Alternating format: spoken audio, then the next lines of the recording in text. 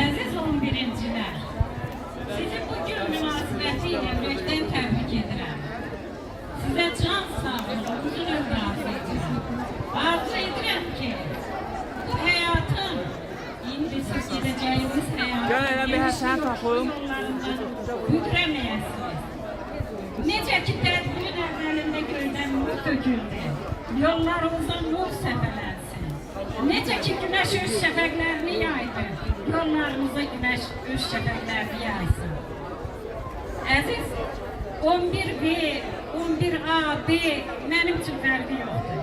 Xumar müəllimə şagirdləri təbrik edirəm, ümumiyyətlə bütün 11'ləri təbrik edirəm. Əziz uşaqlar, indi siz gənclərsiniz, mən sizi xəyalən o ibtidai sinifə qaytarmaq istəyirəm. Yəqin yadınıza düşərdi. 1-ci sinifdə sizə şeir öyrətmişdim. Ramiz Rövşənin sinif otağı şeiri. A yazdı, en öyrətdim. Göylərə tən öyrətdim.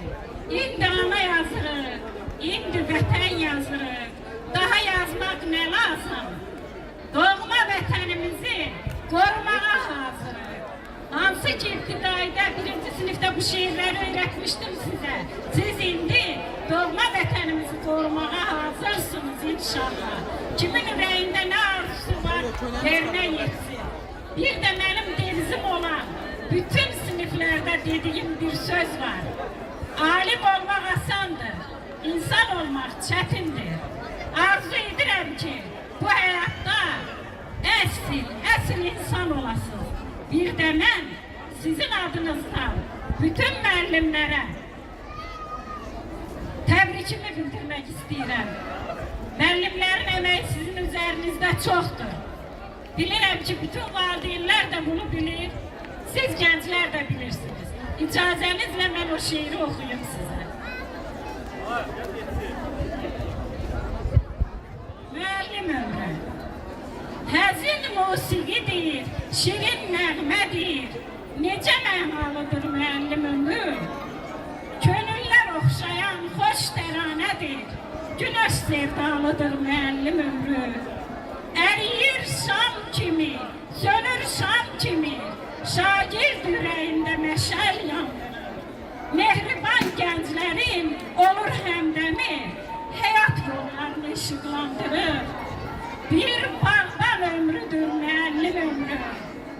Mehriban gənclərin olur həmdəmi.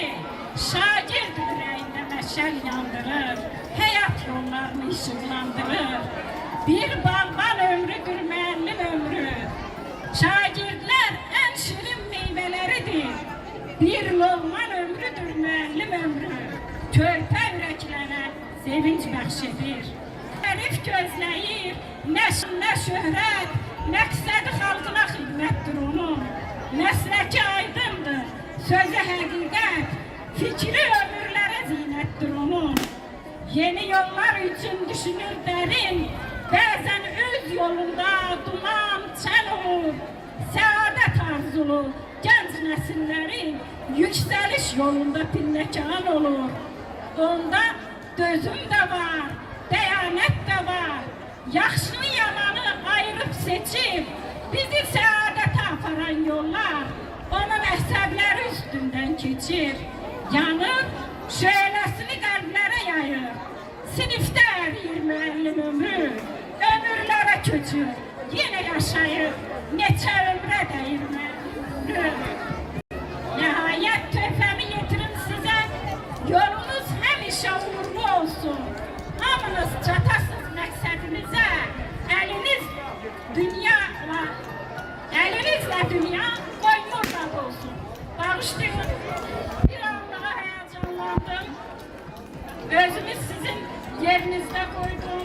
Çünki dəfələrlə 11'ciləri yola salanda mən bu hissi, bu həyəcanı keçirirəm.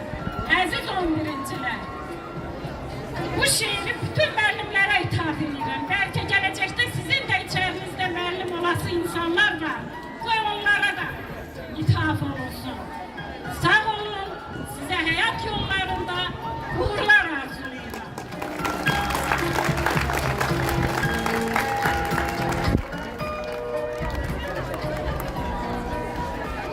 hörmətli müəllimlər və